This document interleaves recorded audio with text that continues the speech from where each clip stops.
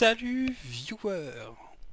On se retrouve pour un tuto afin de faire des travelling sans rail de travelling ou des zooms sans zoom. Alors quel est l'avantage de savoir faire ça informatiquement avec Sony Vegas? Eh bien c'est pour avoir quelque chose de très propre et de très pro.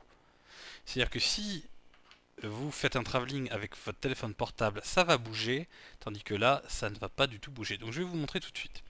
Pour ce faire, il vous faut une vidéo que vous allez filmer de manière fixe, donc ou sur un trépied ou posé sur quelque chose. Donc voilà ma vidéo.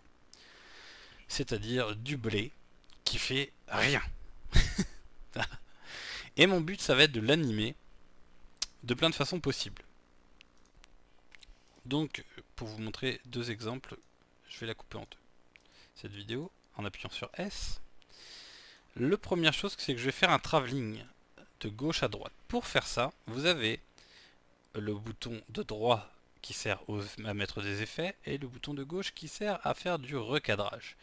Donc ils appellent ça panoramique recadrage d'événements. Vous cliquez dessus. Là, vous avez un F. Le F représente votre focale, c'est-à-dire ce que la caméra filme, ce que vous voyez sur l'écran qui est ici. Si vous modifiez le S, comme ceci, vous allez changer ce que va voir la caméra. C'est-à-dire que la caméra verra que ce qu'il y a dans le carré qui est là. Mais plus concrètement, comment ça fonctionne?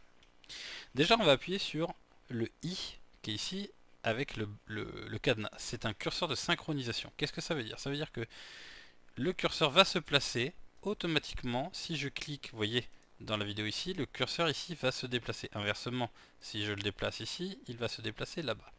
C'est très important parce qu'il nous faut un début, une fin. Ici, vous avez la timeline d'animation du recadrage, de ce qu'on va faire. Donc je le prends au début. Je zoome un petit peu. Donc on voit derrière, je vais vous mettre ça comme ça, vous voyez que derrière, ça change ma focale, comme si j'avais un zoom. Donc je vais zoomer un tout petit peu. Ensuite, je vais appuyer sur Shift, clic gauche, et glisser à gauche. Ça permet de ne pas bouger en hauteur, de rester sur la même ligne horizontale. Ensuite, je vais à la fin, vous voyez, avec mon curseur, et je déplace le carré à droite. Je ferme, et là je vais avoir un travelling de gauche à droite. Vous voyez, le blé se déplace. Si je veux qu'il soit plus prononcé que ça, il faut que, donc là je vais supprimer cet ancrage là, il faut que je zoome un petit peu plus, et que je redécale. Je vais à la fin, même procédé, je décale mon carré complètement à droite,